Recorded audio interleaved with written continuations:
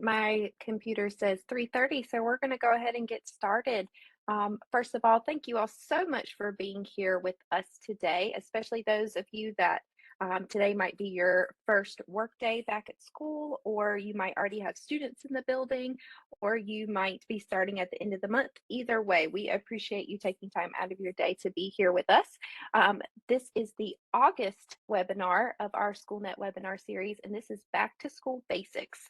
So this session is perfect for anyone that is new to a district or new to the platform of Schoolnet, or if you just need a refresher. We're going to be going over all of the basics of Schoolnet today. And again, we appreciate you being here with us.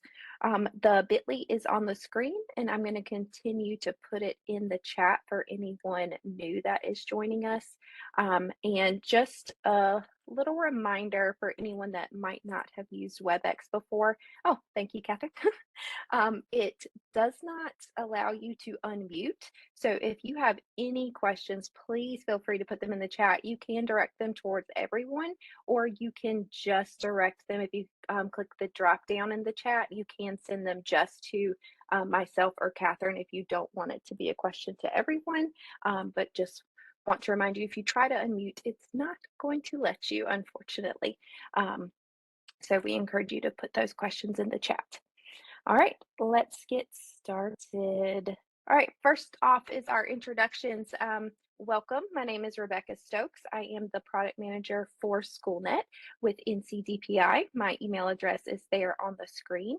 And we also are very lucky to have the wonderful Catherine Simone with us here today. Catherine, are you able to, oh, you are Yes, able to unmute. Go ahead. I am. Good afternoon, everyone, and welcome and happy start to the 23-24 school year. Looking forward to working with everyone this year. All right, perfect. Thank you, Catherine. We are so lucky that she partners with us and joins us for all of these webinars. She is amazing to work with, and any questions you have, she's always able to answer. No pressure, Catherine. No pressure. So I am going to cut my camera off just because of me sharing my screen and guiding this. So I am going to cut my camera. I will cut it back on at the end, but did want to show my face and say hello. But didn't want you to think that I was ignoring you with my video off. So let me go ahead and cut that off. There we go. Okay, so just a few kind of housekeeping things. So you do get CEUs for being in the live webinar with us. You will receive 0.1 CEUs, which is equivalent to 1 hour of credit. And just remember that you do have to have 10 hours of credit to equal 1 CEU. And that is for participating in the live session. Your district decides what type of credit you receive. So the credit that you get is just a general 0.1 certificate, and then when you submit it to your district, they can decide what type of credit that would apply to. And you receive your credit a little bit differently this year. Last year I was emailing them out, but this year, once you're logged into the live webinar, at the end we have feedback, and once you've completed that feedback, it will be automatically emailed to you. But you do have to be in the session for the entire time for it to be able to do that. But again, we are respectful of that 1 hour time period. Sometimes we do go over, but I'll make sure to release that feedback at the 1 hour mark because we know that your time is precious. So we appreciate you being here with us for an hour. But just a reminder for anyone that might watch this on our YouTube channel or on our resources page, we cannot give CEU credit for watching recorded webinars, only during the live ones. And just one more thing about WebEx. During the meeting, it's going to stay on unmute. You can, I believe, start or stop your video, but we do encourage you to chat. So make sure you use that chat feature for any questions that you have. Catherine and I are happy to answer them throughout the slide deck today. And again, thank you for being here. We appreciate it so much. All right, so here is our agenda for today. We're going to talk about what Schoolnet is and how we access Schoolnet, and then how you can create and administer tests, and how you can view the results. And then we have some resources for you. And I know that these 5 bullets do not look like a lot, but I promise you this is a packed session with lots of information. So we are going to have this recorded so that you can access it at a later time. And then, of course, you have that slide deck to be able to review if needed when you are creating assessments this school year as well. All right, so first off, real quick, what is Schoolnet? Schoolnets are NCIIS, which just means it's the North Carolina Instructional Improvement System. And let's take a quick look at just what it's going to look like. We are not going to be in the slide deck the entire time. We are going to be in the training site giving live views. But just for these first few slides, we just have some screenshots of what you'll see once you log into your account. So this is the homepage. So once you log in, it's going to say welcome back, and it's going to have your name. It's going to tell you what your role is. It should say teacher or staff, but if you are in a leadership position such as instructional technology coach or curriculum coach or something like that, then yours might say leadership. But for everything we're going over today with this basics, we're going to be in the teacher role. And then it will say the school that you are assigned as a teacher to as well. On the right-hand side, the little icon of the person, this is where you'll sign out if needed. You have the question mark for some help documents, and then the little bell is for your notifications. And right below that, that's what's new in Schoolnet. This is when they have, oh, what's it called, Catherine? The When we product do the release upgrades, notes? the Is that what release it's notes, called? yes. Release Sorry, for notes. Thank you. each update. So currently we're on 25.0. We should be, actually we're on 25.01 right now. Sorry, my mistake. Oh, you're good. So the release notes will go here. So if, you know, in your free time, you want to see what came with an upgrade, you have access to those release notes right there. And just know throughout this session, Catherine and I will just be kind of bouncing ideas off of each other and talking with each other. This is very, very casual. We want you guys to feel comfortable and know that we are just having an open conversation with you guys here. So, And just an update, Rebecca, I noticed yeah. now in the last probably 2 minutes, we had at least 6 more people join. So please note, check the chat. I am continually adding the link to the bit.ly, which you will need to get your credit. You're the best, Catherine. Thank you. And welcome those of you that are joining us. Yeah, we're at 31. We did have 126 register today, but we understand that things come up and people aren't able to make things, which is why we record it. So, all right, so back to our homepage. You have something here called the splash page widget.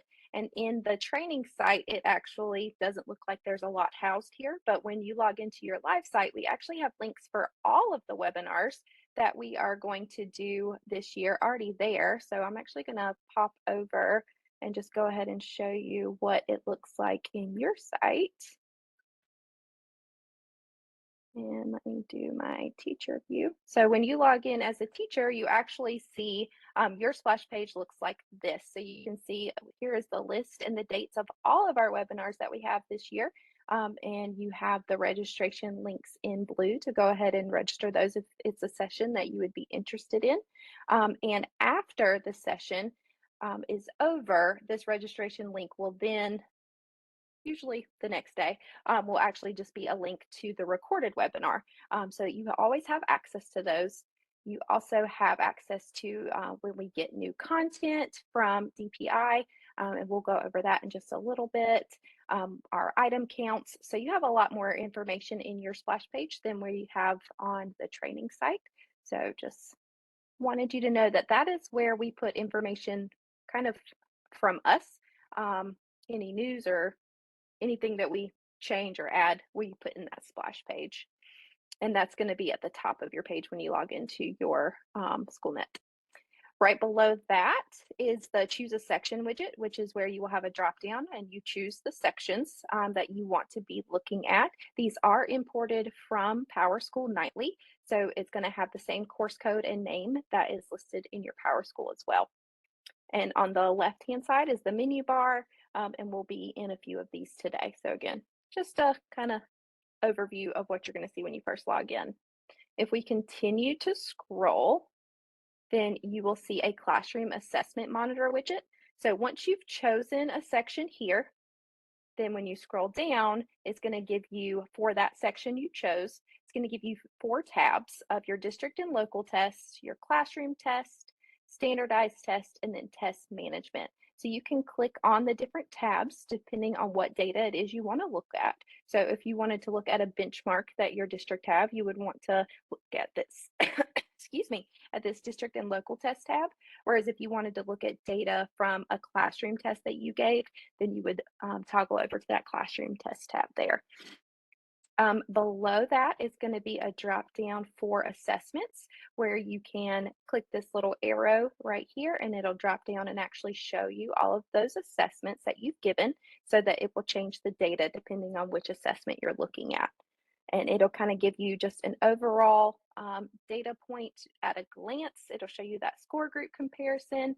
And then you also have access to all of your reports right here on the right-hand side. And there's other locations to get to that same data. This is just on the home page for kind of a quick at-a-glance view.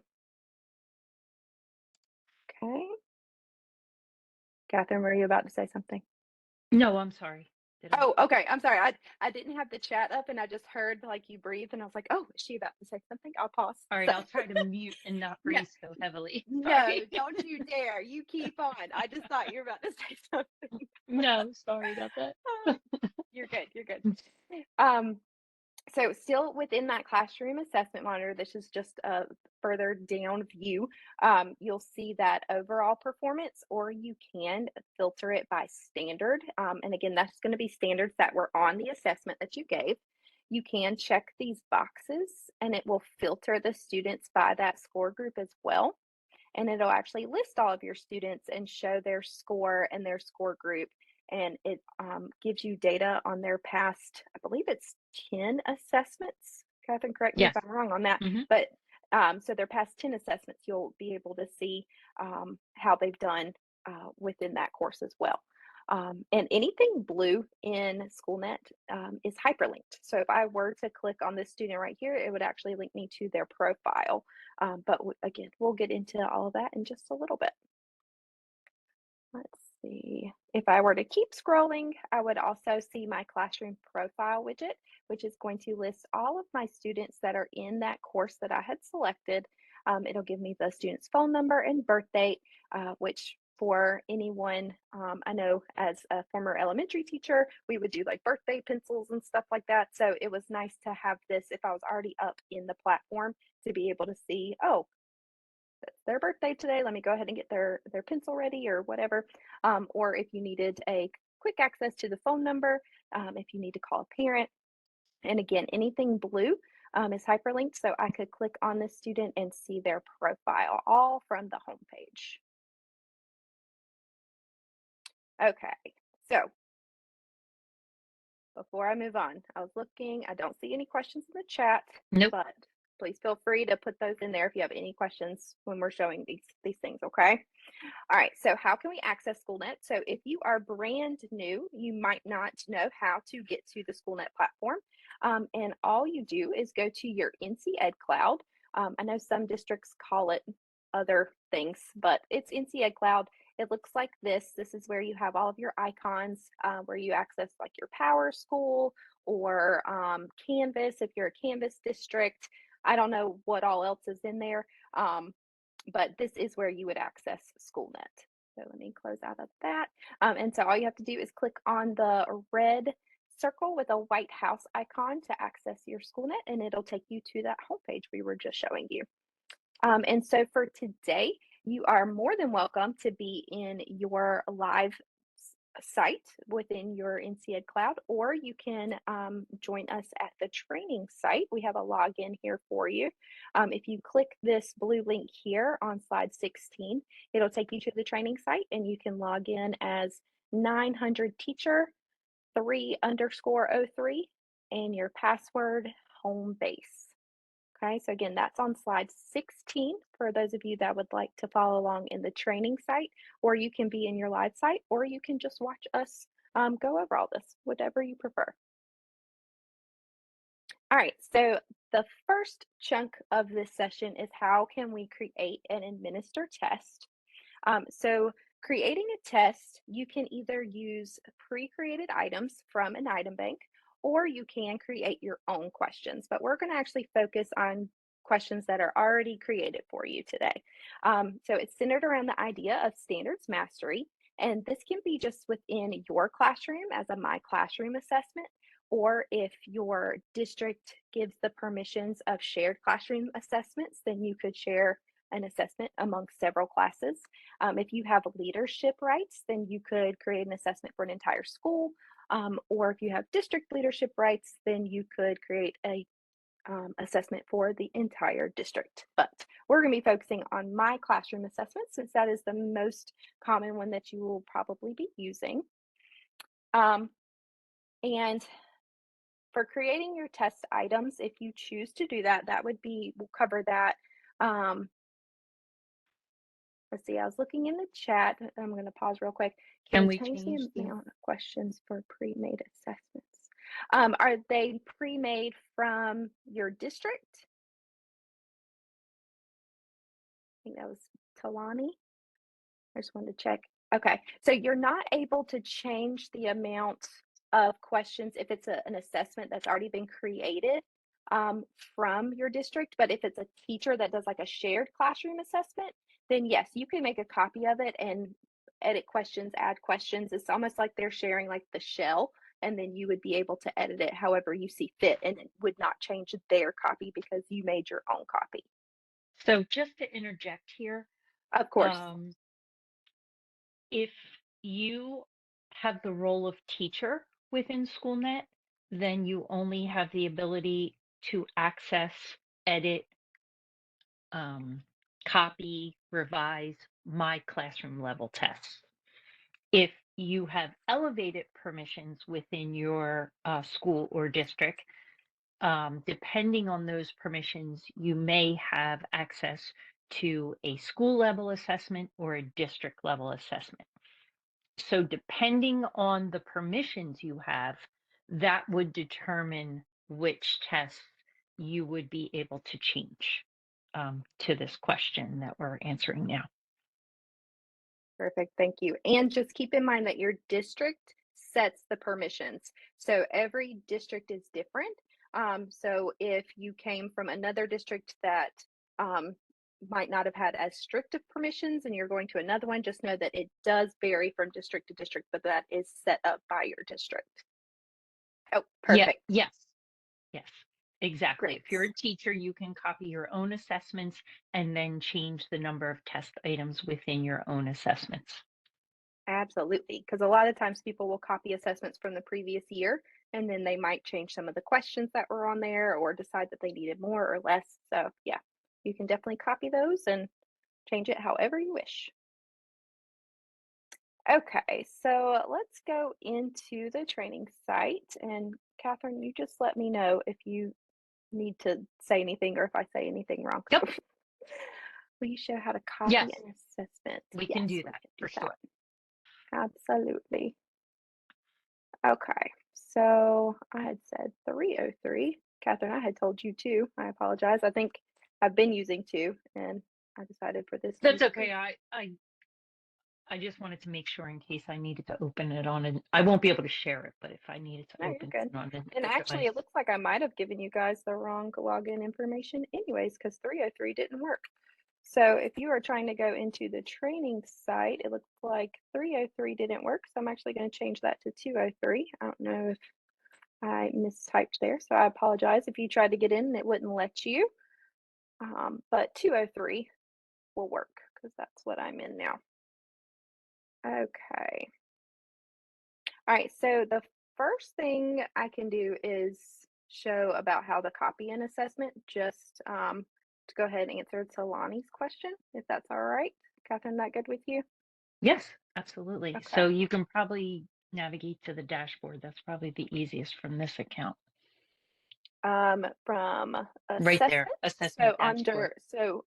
when you're looking at your menu, if you pop over here under the assessments, if you hit that little down arrow, it's going to be the assessment dashboard, like Catherine was just saying. And there we go. And this is going to list out all of my assessments. So you can see that they say my classroom.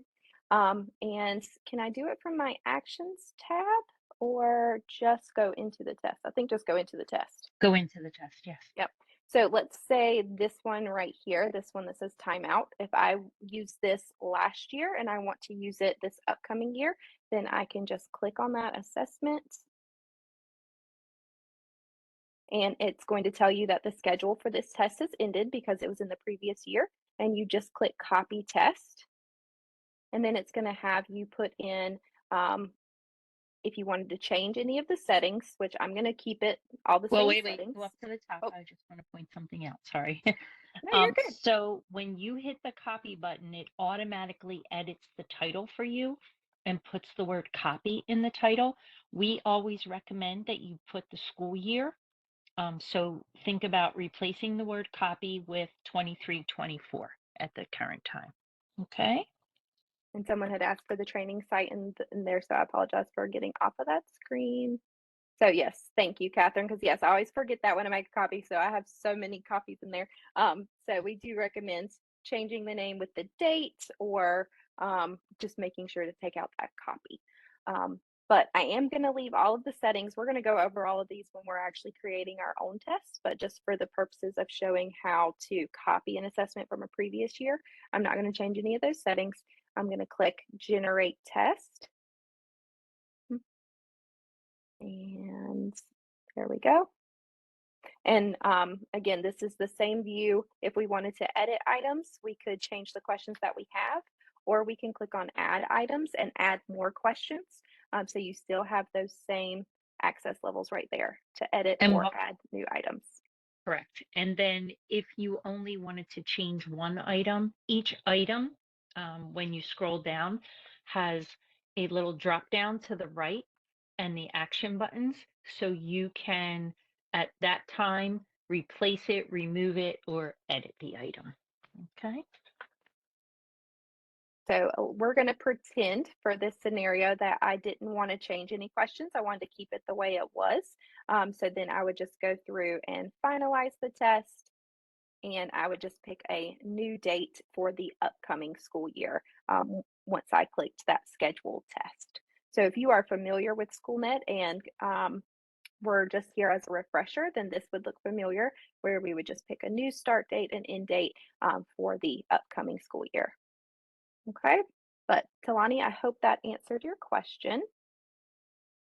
So I'm going to go back home. And we are going to create an assessment from scratch for those of us that are new to the platform, just so you can see that it is quite simple. I think the hardest test is going to just be your first one, just trying to get familiar with where things are. But after that, I think you'll see that it's quite easy and user friendly. So on the left hand side, I'm going to go to assessments and I'm going to click that drop down. And you have two options to do this. You can either create the test first and then add questions, or you can find questions first and then create the test. So that is how our slide deck goes through the steps. So in this live view, that's what I'm going to do as well. So I'm going to come down to the section, not tests, but items, rubrics, and passages. And I'm going to click on find, and I'm going to click on items. If you are an ELA teacher and you know that you are wanting to search for passages, again, you can create the test first, or you can just search for passages that are linked to items, just meaning that if you find a passage, it's going to go ahead and show you all 23 questions that are assigned to that passage. Whereas if you just went to items, if you don't check the box to have them linked, then it might show you one passage with one question, another passage with one question. And of course, you want your students to be able to read a passage and answer several questions based off of that passage. So our ELA teachers, you can find those passages with linked items here, but I'll also show you how to do it if you're just searching for items as well. So I'm going to click on Find Items, and it's going to pull up your search results that look like this. So automatically, you're going to be overwhelmed with the number here because it is searching all subjects, all grade levels, all item banks. It's searching all of it because we have not told it what grade levels to search. So you can change the subjects and grade levels here, but I actually prefer to go ahead and click on all filters just to go ahead and change everything that I want.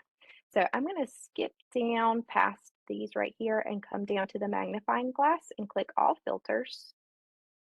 And for some reason in this account, it automatically selects 5 subjects, but just know in your live site, it would not do that. You won't have to uncheck these. It's just in this site for me. So I'm actually going to make this assessment an English language arts. So I'm going to keep that one checked, and I'm going to uncheck these. So if you're in the training site with us, you can uncheck or check whichever subject it is that you want to make an assessment for. So I've got my one subject here, and let's see what grade level. I taught 5th grade for the most of my teaching career, so I'm going to keep it at 5th grade. But of course, you can change this to whatever grade level you would like. And then I'm going to go ahead and choose my standards. So I'm going to click Select Standards. Okay, and I'm going to go with reading. So I'm going to hit this triangle right here on the left-hand side. And what that's going to do is it's going to filter it down, because if I were to click this plus sign here, it's going to add 867 questions for me to choose from. But if I'm making an assessment at the end of a week or a unit, then I'm not going to want to address all of the standards. I'm just going to want the ones that I focused on in my class. So I'm going to hit this triangle to start filtering down. And I'm going to go with literature. So I'm going to drop that down as well. And you'll notice these numbers, that lets you know how many questions there are based off of that standard. So I'm going to go with, I don't want RL4. I know that I shouldn't take this much time, but I'm going to go with RL2. And I can hit that triangle and I can drill down to where it says 5.2. Either way, it's going to give you that 5.2. But I do want to point out that if you do not drill down and you want RL2, there is a blue plus sign.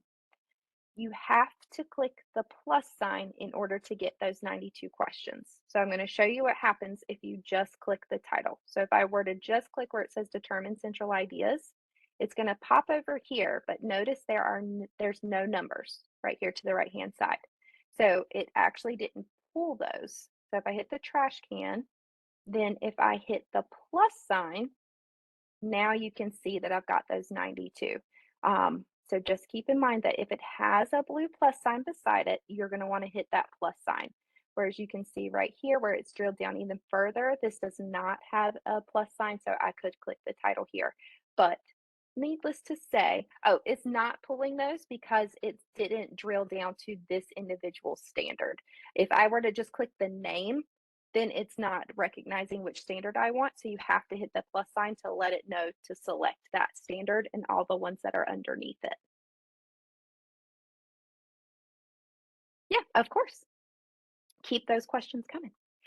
So you can see over here that I have 92 now. So anytime you're creating an assessment, if you see the green standards and you don't see any numbers, it more than likely is because you clicked the title and didn't click the plus sign. So just make sure that you click that plus sign and that you see a number here, or when you hit save and close, it would say your search did not have any results. So just wanted to point that out. So I'm going to click save and close. You do have, while we're already in the filters, you do have a lot of filters to your advantage where you can filter by a specific type of question. If you are ELA, you can also check right here to only show items that are linked to a passage, and you can filter by the type of passage it is. So I'm going to check that box since this was ELA. And keep scrolling. Like I said, you have lots of filters, but this is something that we would actually cover in a more advanced, not a basics, just because of time. I'm going to keep scrolling. All of these properties, publisher, keyword, the date it was modified, the difficulty, the DOK level, lots of things, okay? So lots of filters that we can cover in another more advanced session. But just for today, we are only filtering by our standard, and I'm going to make sure they're linked to a passage. So I'm going to click Apply Filters. Okay, so I've got my 92 items, and then I'm going to see my passage, and I can scroll and I can read it. I can click View More and read the entire passage. And notice that it says I have 7 matching items. So I can choose to select all if I want all 7 of those questions that go with that passage. And I can read through those. It's going to give me the standard. And if I hover over it, it's actually going to list out that standard. You can see the question, what the correct answer is. And on the right-hand side, you'll be able to see what the DOK level is, what the cognitive demand is, which is really nice to be able to see that instantly for those questions.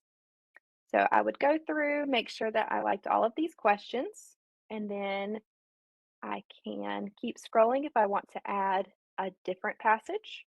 So if I want to also add this adapted from the water lilies, and I want all 6 of those questions, then I can click Select All, and you'll notice that my shopping cart is now up to 13 items. Okay, so I like my 13 questions. I'm ready for this to be on my assessment. On the right-hand side, where it says Item Actions, I just click Add to Test. Okay, so since we chose the questions first, we have 2 options. We can either create a new test with these 13 questions, or if I had already started a test and it was in draft mode, then I could add it to a test that I've already started. So I started it during my very short planning period on Tuesday. I wasn't finished with it yet. It's still a draft. And then I came in on Wednesday and I decided to add these questions. I can select that assessment that I've already started and it'll add to that. But for this particular example, we don't have an assessment already started. So I'm going to create a new test with these items.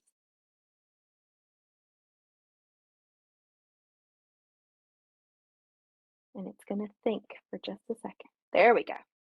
All right. So anything with an asterisk, you do have to fill in. And so here's our test name. We do recommend you putting some sort of identifier so that you're able to recognize it the following year if you want to make a copy. Like you wouldn't want it to be like Tuesday morning test, because then the following year you don't know what unit that Tuesday morning test was for. So for this one, I could say RL, I think it was I don't even remember now, 5.2 maybe was my standard that I chose. And then I could put the date if I wanted to, just so I know what the standard was that I was addressing, what the date was, but you can make this whatever you would like. Those are just a recommend, we just recommend that. But of course, you get to do what you want. Under subject, I'm going to choose my ELA, my grade level. This was 5th grade. It's already got my number of items because I had already selected those. I do need to select my standards, which is English Language Arts. And just like Catherine said, we're going to be focusing on my classroom. Depending on what your rights are that are given by your district determines what you see here. So notice in the training site, when I click this down arrow, there's no other option, which lets me know that I only have access to make my classroom assessments with my rights that are given through PowerSchool, okay? And that just means that this is my test, my classroom. These are just assessments that my students will get. Okay, I'm going to scroll. We're going to leave all of this at default. Okay, in a more advanced session, we can talk about how you could change the font if you wanted to, but not today, okay? All right, and Catherine, help me remember, you said that you prefer to go ahead and create this and then go back and look at Correct. all of these things? Okay, so Yep. that's what I'm gonna do as well. We're gonna go over all of these 4 drop downs in just a minute. So I'm gonna click Generate Test.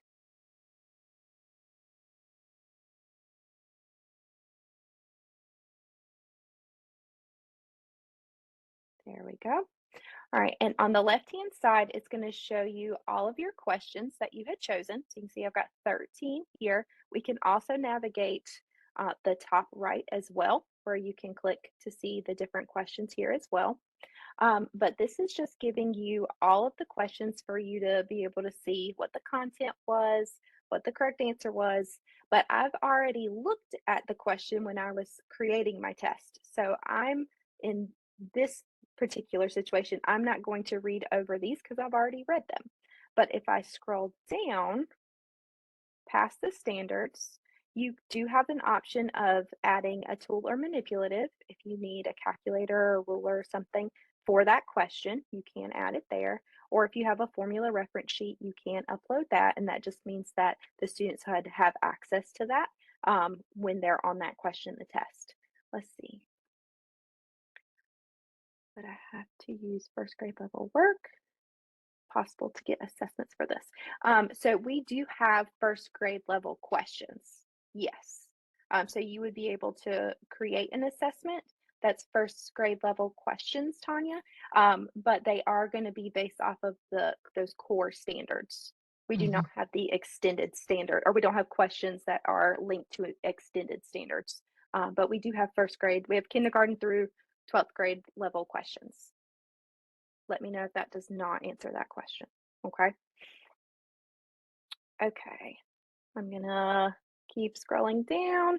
I didn't change anything, so there's nothing to save. So I've gone through my 13 questions. I like how they look. I don't want to change anything, but if I decided that I no longer liked this question, I do have the option to replace it. And if I were to click replace, it's going to take me right back to this screen. It's going to save all of the subject and grade level information that I already had filtered. And once it loads, good gracious.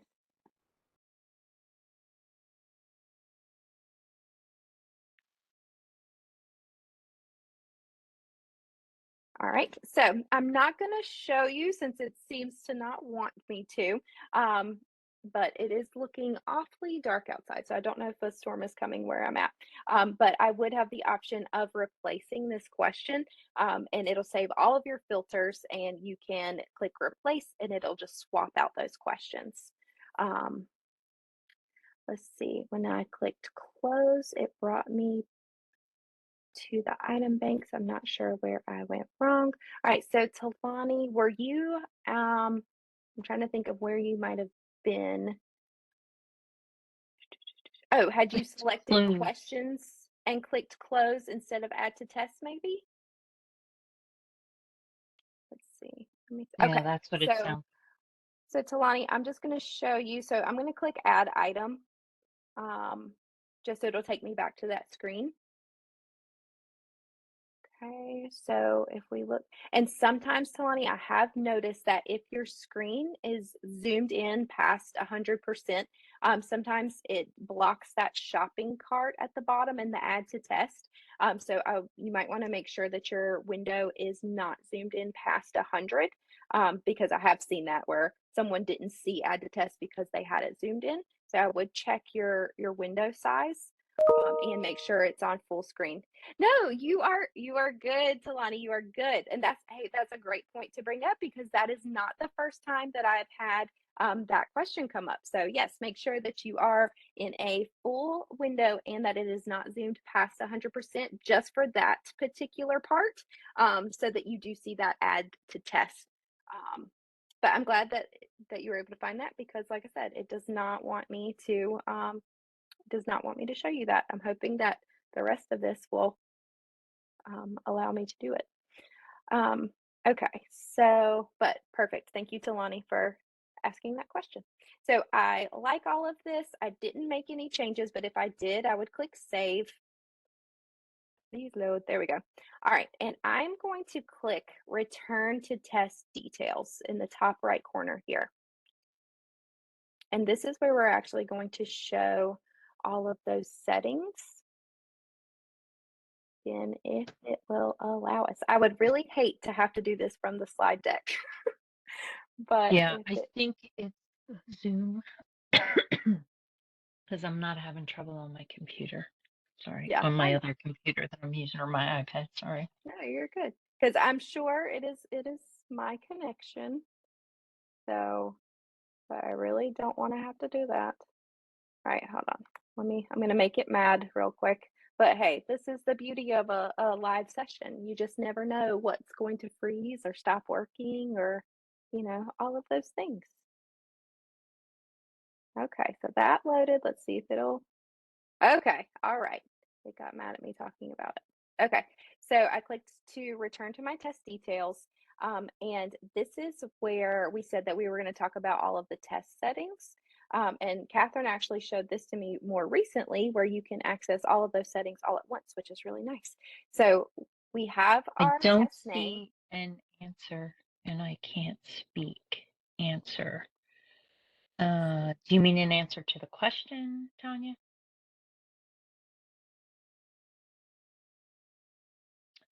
Oh, okay. We can show you that in the item details. So on the screen that Rebecca's on right now, if you look where it says item summary is currently highlighted, then that's just the broad strokes of the items. It's just the summary, exactly what it says. But if you click the next tab over where it says item details, and you scroll down and you look at the question, so this is a passage, but the first question, you're going to see everything about this question, the question itself, the level, the DOK level. The correct answer is A for this one, and it's worth 1 point.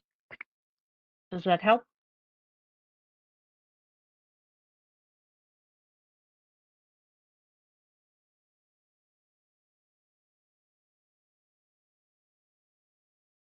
I don't see a response just yet. No. So Tanya, Okay.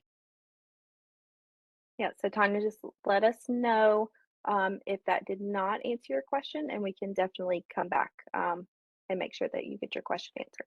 Okay. Um, so let me scroll back up. Okay, so we were just in the items details, but what we want to look at is the test settings. So it's this third tab right here. So the test settings, this is where I'm actually going to see all of the things that were in 4 drop downs in our test creation. So I can edit my restrictions. So I can click edit right here. And this just means what are students going to be allowed to see, okay? So no restrictions means that they have access to the item question, the answers. Now, this is not when they're taking the test. And Catherine, correct me if I speak wrong here. This would be after they have taken the test, they could log back in and still see the question and answers, unless I Correct. restricted it, correct? Okay, want to make Mm-hmm. sure that I was saying that correctly. So they, of course, are going to be able to see the questions and answers while they're taking the test. But if you put no restrictions, I'm in your first period class and I've submitted my test. I can go back in during my second period and still access the test. So you can infer what some students might take the advantage of doing there. But of course, you know your students better than anyone. So if you choose to have no restrictions on it, that is completely up to you. Okay.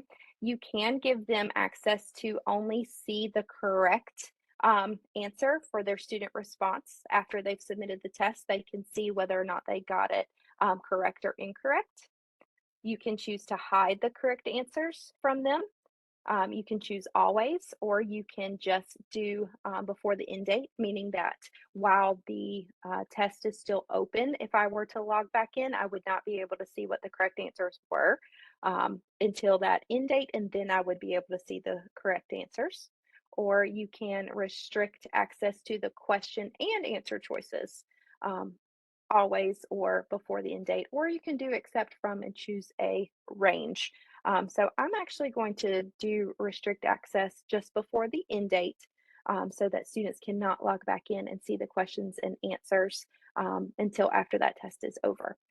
You do have options to restrict access to the test details, correct answers, their standard analysis, their item content. So you do have a lot more security. You can hide it from their profile, but I prefer for students to be able to see their data. So I usually just choose this restrict access before end date, but you have options. I'm going to click save. Okay. Accommodations. So if I have a student that has accommodations from their 504, IEP, PEP, any of those things, then you want to make sure that you turn it on for the test. Okay. This does not turn it on for everyone. This only turns it on for those students that have it on in their profile. But this just lets Schoolnet know that this test needs that. And then any student that has this checked in their profile will actually receive that accommodation, okay? So this is where you would turn on text to speech if you needed it, line reader, magnifier, and then they have additional accommodations within their profile that they would get no matter what. So I don't need any accommodations on this one. Let's see. Talani, I'm reading your question. Or restrictions that kept students from having other oh, so you did the secure tester more than likely, but was unable to administer the test. So the secure tester needs to be installed on the devices by your IT department. It's not something you would be able to do on your own. It's software that would be installed on the devices the students use.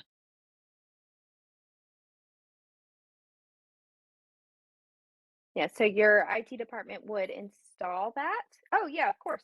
And if they have any questions, just let us know and we can send them documentation on it. But if your IT department installs that secure tester, then you'll be able to deliver a assessment where it blocks out the other windows and things like that.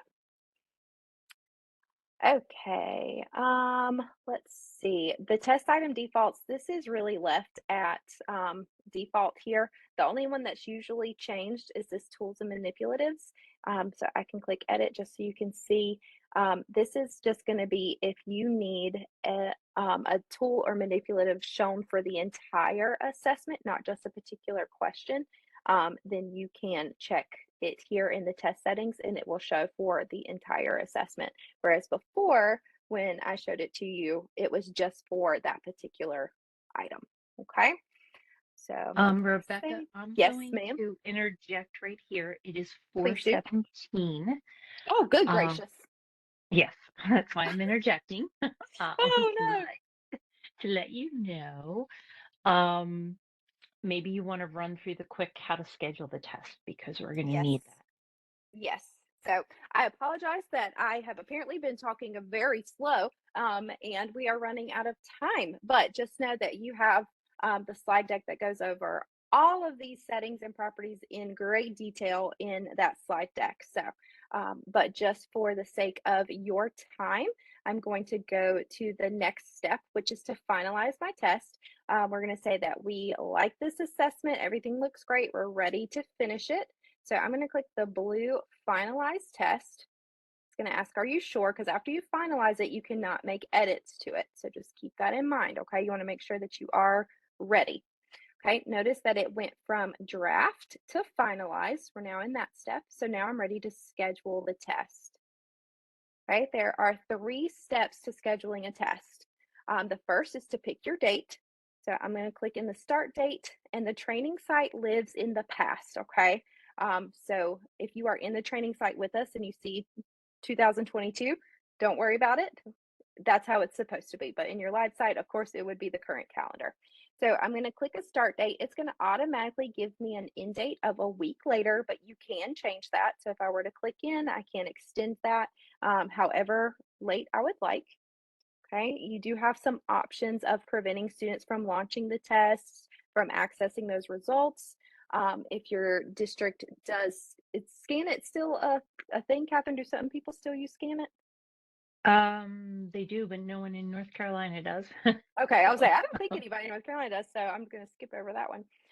But the most important, and Catherine might disagree with me, but the most important step is step 2, assigning it to your students. This gets skipped a lot somehow, but you have to tell Schoolnet what students are taking this assessment. Okay, so step 2 is where you would click select assignment. It pulls from PowerSchool, so all you're going to see are your sections, your courses. Okay, so you can check whatever class it is that needs that test. Okay, so we'll just pretend my ELA and my math sections both need this. And I will click save. Okay, and it's going to tell me that it's assigned to 2 sections. Okay, this is my code that I'm going to give the students. Okay, so the online delivery options, this is the code I give students. This is what we were just talking about with Talani. Don't check this box if your district does not have Secure Tester installed. And if you're not sure, I would check with your principal so that they would know who to contact, or another teacher who might have been there a little bit longer to let you know if you guys have Secure Tester installed. Um, but let's see, you can display this on the student's homepage. You can display it on the review a test. Let's see. Catherine, I do have a question here. The Sure. allow only assigns students to take the test. If I've assigned it to these 2 sections and I check this only allow, does that mean that other students in other sections would not be able to find my code on the floor and type it in and take the test? Correct. Is that what that means? Okay. I don't know why a student would want to do that, but Oh, if you you would check be surprised. if you check this box, then only the students in these 2 sections that I selected, um, then those are going to be the only ones that have it. Okay. Let's see. So you can restrict access specific dates and times. You do have some item features like tracking and displaying the student response time is really important one, I feel like. You can scramble the question order or the answer choices, but be careful of scrambling the answer choices. If you have any sort of question that it would be like answer is A and C or B and D, because if you scramble them, then that's going to mess up the data. Okay. And You also, Oh, sorry. with ELA, it's probably not a good idea to scramble the question order, because the questions are usually associated with passages, and sometimes if you have 2 passages in a test, it would put question 1 from passage 1 and then maybe question 1 from passage 2, and it might ELA, it's a little tougher to scramble the questions, just to let you know. And Rebecca, you are being asked if you can provide the link for the credit because it's 422. Okay, yep, I'm actually going to do that at 4:30 because that's our hour mark. So I will be posting that at 4:30 for anyone that needs to leave right at 4:30 because we understand that some of you only have that 1 hour. So I will be posting that at 4:30. Let's see. Okay, we talked about all of this. I'm going to click save and publish. And again, since we are living in the past, it's going to show that my students have already completed this assessment. Once you schedule it, it will say scheduled. And then once the testing window and a student has started, it will say in progress. And then once the testing window date is ended, it would say completed. But since we're in 2022, that's why it already says completed. Okay. So here is where I would be able to see, this is my test settings that we saw earlier. This is where I'd be able to see how many of my students have started the assessment.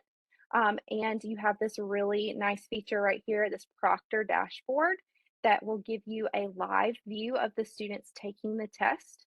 So it'll list out all of your students. It'll tell you when they've started or if they've started, and it will instantly turn green or red for each question, letting you know immediately whether they've gotten it right or wrong, which is nice. If you see a lot of red all of a sudden and see they're working through it quickly, you can kind of go and be like, hey, what's going on? But it does refresh every 60 seconds, or you can click refresh now and it will instantly refresh. Scroll back up, you can change it for your different sections if another section had this test as well. So that is the drop down for that dashboard. Let's see. Yes. Let's see. Okay. All right. So that is very quickly how to create an assessment. And even more quickly, we're going to talk about the data reports you have access to. So I'm actually going to go back to the slide deck for this because we are doing a data reporting webinar, one of our other months that's going to go into a lot more detail than we would be able to provide in a basic session anyways. Thank you, Catherine. Okay, slideshow. There we go. So we just want you to see what data you do have access to. So when you are in that menu, you do have a reporting tab where you can click on your reporting dashboard. Excuse me, whoops.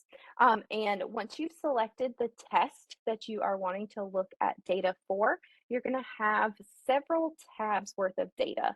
The first one is the test summary, which is actually what you see on that home page.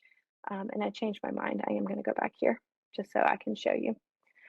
So reporting dashboard. Okay, so I'm just going to choose this assessment right here, this third grade chunked fiction. But I'm going to get my test summary, which is my overall data. And if I scroll down, it will list all of my students and show the time they submitted, their score, proficiency. I do have an option of a standards tab, which is really nice. So I can see all of the standards that were on this assessment, how many items were linked to that standard, and what the average score was for my entire class, which is nice when we're, looking back over our data. You can export all of your reports to PDF or Excel. It will tell you which one. But again, those are blue, meaning they're hyperlinked, so you can export all of this data. You have a standards analysis that's going to show you all of the standards you had on the assessment. And if you scroll down, it will actually break it down by student, so you can see how each student did on each standard on your assessment. So for this fake assessment, I only had one question for this standard, so it doesn't give me the best picture. So if you're going to be looking at the standards analysis, it would be more beneficial to have more than one question per standard, just to be able to see if the students have truly mastered that standard or not. And again, I see my export to Excel. And for those of you that might be saying, man, she's really going quick through these, that's because we do have a more detailed hour-long webinar on these. So this is just an overview, okay? Student analysis is going to show my students.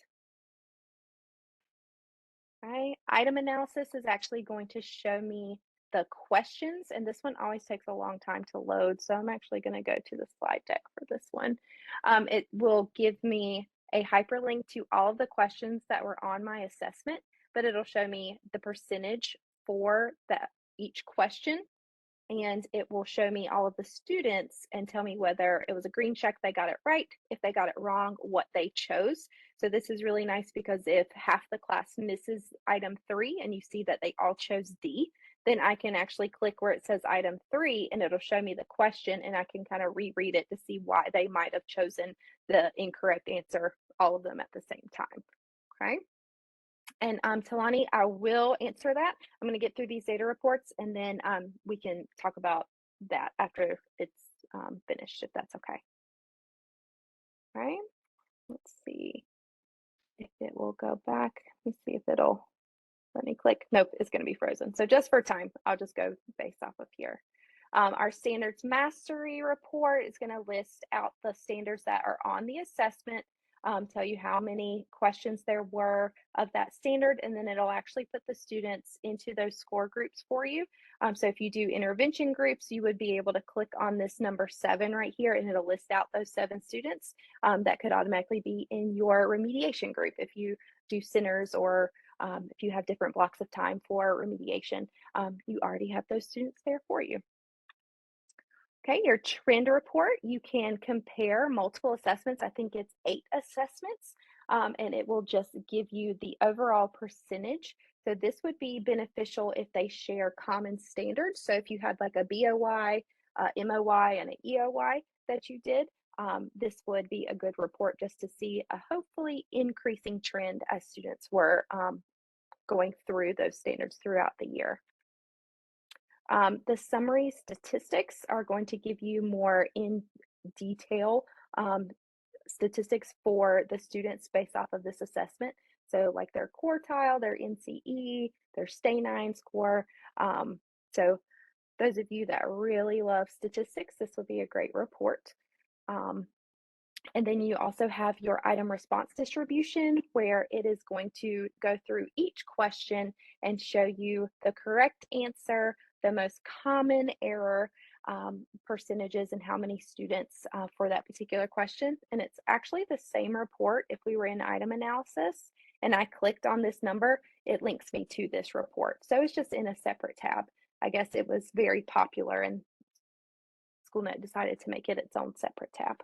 So, okay, so that was a real quick version of those reports.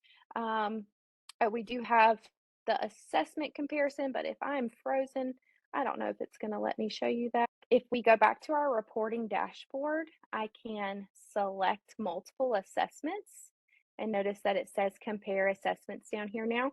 So I can click compare assessments and it'll generate a report that compares those 3 assessments, just their score, their raw score, proficiency. Trying to see if it'll scroll over for me. I might not be. Oh, I'm in 125. There we go. Let's see. There we go. So it'll actually compare score group, proficiency, all of that for those assessments. Copy of the session. Do you need the slide deck or you mean the recording? Somebody just said, can they have a copy? If I'm going to put the slide deck back in the chat, but if you mean the recording, so the recording is going to be on your splash page. It usually takes me about a day to get it back up there. But if you, I'm going to go here. If you go and log into your Schoolnet, then where it says here on the splash page and it says August 14th, this will no longer say registration link. This will say link to recording. Okay. And then I do have the bit.ly in the chat. Let's see. So Camille, I put it in the chat, but I can post that again. And it's on the very last page of the slide deck if you refresh it. But I've got it, I just posted it in the chat as well. Okay. All right, so let me go back here. All right, so if you want to learn more about Schoolnet, we do have several resources available for you. You always have access to the training site. We have all of our webinars recorded from the past, I know last year with Catherine Yes. on our YouTube channel, but I know there are ones from John as well in there. So this is a link to our YouTube channel. We do have 2 Canvas courses available as well. And if you click on the Schoolnet resources here, it's actually going to give you a link to all of our quick reference documents, which is really nice. If you need to be able to see step by step and pictures with each step. So like if I needed to, let's see, let me just pick on one. Let's say I wanted to scan answer sheets, even though nobody in North Carolina does that, but I can click on this link right here and it's going to give me step by step with pictures of how to do this in a quick little reference document that I can print and keep on my desk or save and bookmark to reference later. So you have access to all of those. And if we continue scrolling, you actually have access to all of our past presentations here as well. We have all of our YouTube videos and then all of the slide decks from previous years as well. Okay. But one last thing is our webinar series. We do have them for the entire year scheduled. So our next one is September, the top 10 things that you need to know in Schoolnet. That'll be at 3:30 as well on September 12th. You can register for that one just like you did this one. And I apologize for, like I said, apparently talking so slow that it took up our time and I had to rush over. But we are here anytime to help you guys with any of your Schoolnet needs. For those of you that do not have any questions, we thank you so much for being with us today. Let me undo my video real quick just so you can say thank you so much for being with us. We hope to see you at future webinars.